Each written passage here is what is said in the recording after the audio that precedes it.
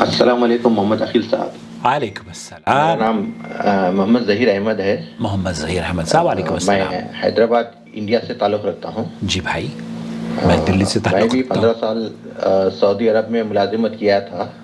ماشاء تو اللہ. ہم بھی جو ہے پہلے شرک میں مبتلا تھے. اللہ تو اکبر. سعودی آئے. سعودی میں ہم کو اللہ تعالیٰ کی طرف سے ہدایت ملی الحمد اور للہ. ہم توحید پرست ہو گئے.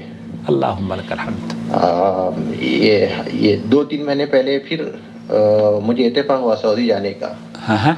تو ایک بات میرے ذہن میں آئی کہ جی. اذان کے تعلق سے میرا سوال یہ ہے کہ اذان دیتے وقت مؤذن کان تک ہاتھ اٹھا کے کان میں دونوں ہاتھ کے انگلی کان پر رکھ کر اذان دیتے ہیں.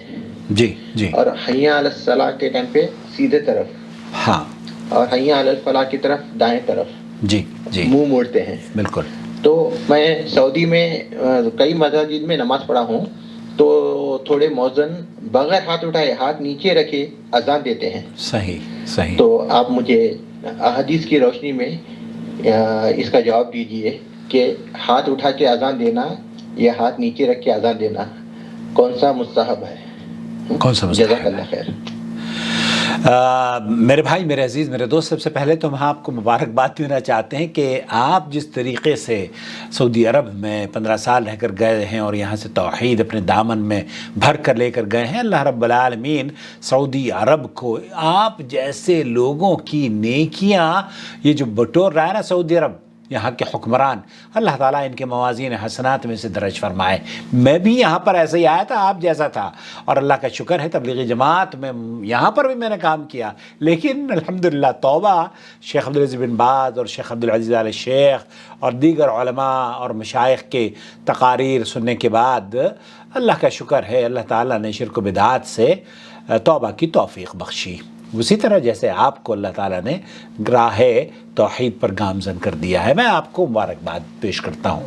سعودی عرب جو لوگ مجھے دیکھ رہے ہیں, بلکہ آج ہی ایک صاحب کا میسیج آیا مجھے, مظفر نگر کے رہنے والے ہیں وہ, اور حرم میں نوکری کرتے ہیں. انہوں نے کہا کہ ہم حنفی ہیں, نماز ہم حنفی طریقے سے پڑھتے ہیں. تو میں نے یہی سوال مولانا مکی سے پوچھا تھا, تو انہوں نے کہا کہ ہاں آپ ان کے پیچھے نماز نہ پڑھیں, امام کے پیچھے نماز نہ پڑھیں, آپ کی ایک رکعت وتر کی نماز نہیں ہوتی. میں انشاءاللہ آپ کو بتاتا ہوں وہ تفصیلی گفتگو کہ میری کیا تھی.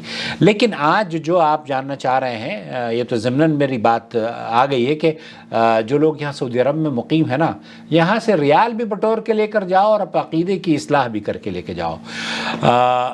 سب سے پہلے تو میں آپ کی خدمت میں وہ حدیث پیش کرتا ہوں جسے جامع ترمذی نے ابواب الصلاۃ میں نقل کیا ہے. کہتے ہیں کہ سیدنا ابو جحیفہ وہب ابن عبداللہ رضی اللہ تعالیٰ عنہ فرماتے ہیں کہ رأیت بلالا یؤذن, اللہ کے رسول صلی اللہ علیہ وسلم کے صحابی ہیں, جلیل القدر صحابی حضرت بلال حبشی رضی اللہ تعالیٰ عنہ کو کہتے ہیں کہ اذان دیتے ہوئے دیکھا تو وہ اپنا چہرہ دائیں بائیں گھماتے تھے اور ان کی انگلیاں ان کے کانوں میں ہوا کرتی تھیں. تو یہ تو سنت ہے, اس طریقے سے کانوں میں انگلیاں ڈال کر اور حی علی الصلاح حی علی الفلاح کی اس طریقے سے اپنے چہروں کو موڑنا. میں آپ کو لے کر چلتا ہوں شیخ محمد بن صالح العثیمین سے. یہی سوال پوچھا گیا ہے جو آپ کہہ رہے ہیں نا, شیخ کیا کہتے ہیں اس سلسلے میں؟ حدیث ابی جحیفہ رضی اللہ عنہ, جو حدیث آپ نے ابھی سنی ہے نا, وہ حضرت جحیفہ رضی اللہ تعالیٰ عنہ والی, يلتفت يمينا وشمالا لحي على الصلاة حي على الفلاح. تو یہاں حضرت بلال کے بارے میں بیان کر رہے ہیں کہ وہ دائیں بائیں جانب اپنا چہرہ کیا کرتے تھے حی علی الصلاح اور حی علی الفلاح کہتے وقت. فمثلا يقول حي على الصلاة على اليمين وحي على الفلاح على اليسار. جب آپ حی علی الصلاح اس طریقے سے کہیں, حی علی الفلاح اس طرح سے کہیں, تو یہ مسنون عمل ہے.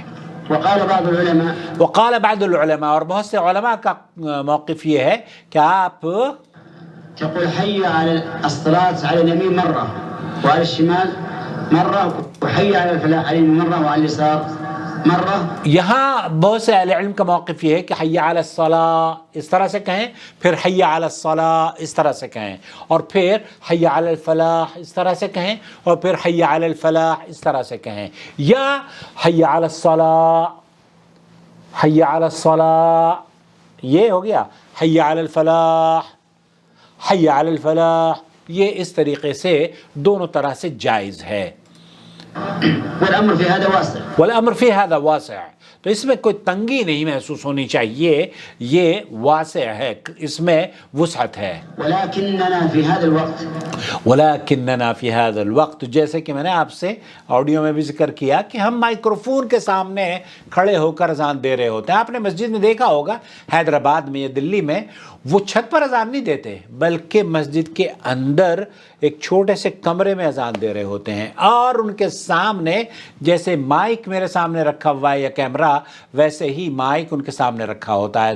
اب اگر وہ یہ کہتے ہیں حی علی الصلاۃ اور مائک ادھر ہے، تو پھر حی علی الصلاۃ کی آواز وہاں تک نہیں پہنچ پاتی، تو ایک خدشہ اس بات کا ہے کہ اس کا جو مقصد ہے وہ شاید فوت ہو جائے۔ تو شیخ فرما رہے ہیں يقول لنا المؤذنون لو التفتنا يمينا وشمالا لضعف الصوت.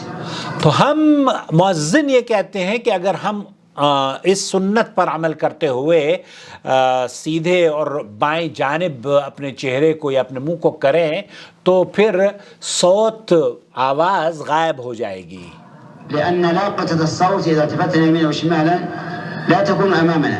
کیونکہ مائکروفون آپ کے سامنے ہے اور آپ ادھر آپ چہرہ کر رہے ہیں تو اثر انداز تو ہوگی۔ فالظاهر لي أنه في هذه الحال شیخ فرما رہے ہیں کہ ایسی صورت میں جیسے کہ آپ نے دیکھی ہے نا سعودی عرب میں، لا یسن، تو بہتر یہ ہے کہ وہ دائیں اور بائیں جانب نہ گھوم کر سیدھے کھڑے ہو کر ہی اذان دے لیں، نلتفت يمينا وشمالا.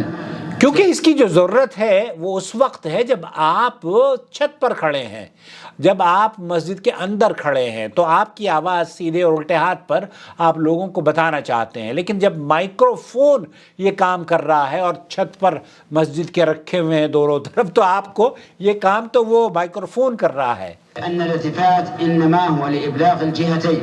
جہتیں، جو میں نے آپ سے عرض کیا کہ وہ یہ التفات یا اپنے چہرے کو اس طرف رخ کرنا، یہ آواز کو سیدھے اور الٹی جانب پہنچانے کے لیے کیا جاتا ہے۔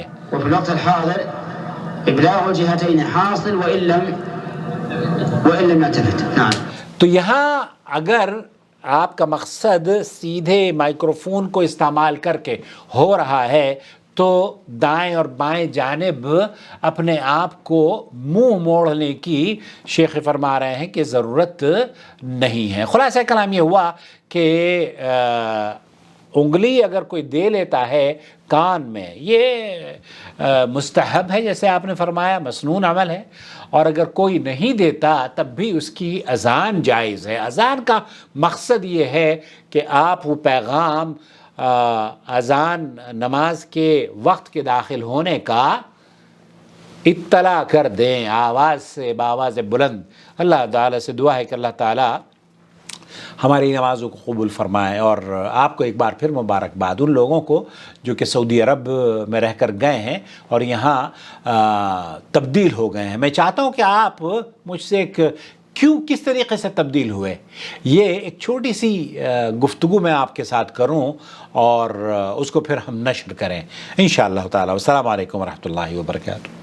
وما أرسلنا من قبلك إلا رجالا نوحي إليهم فاسألوا أهل الذكر إن كنتم لا تعلمون بالبينات والزبر وأنزلنا إليك الذكر لتبين للناس ما نزل إليهم ولعلهم يتفكرون أفأمن الذين مكروا السيئات أن يخسف الله بهم الأرض أو يأتيهم العذاب من حيث لا يشعرون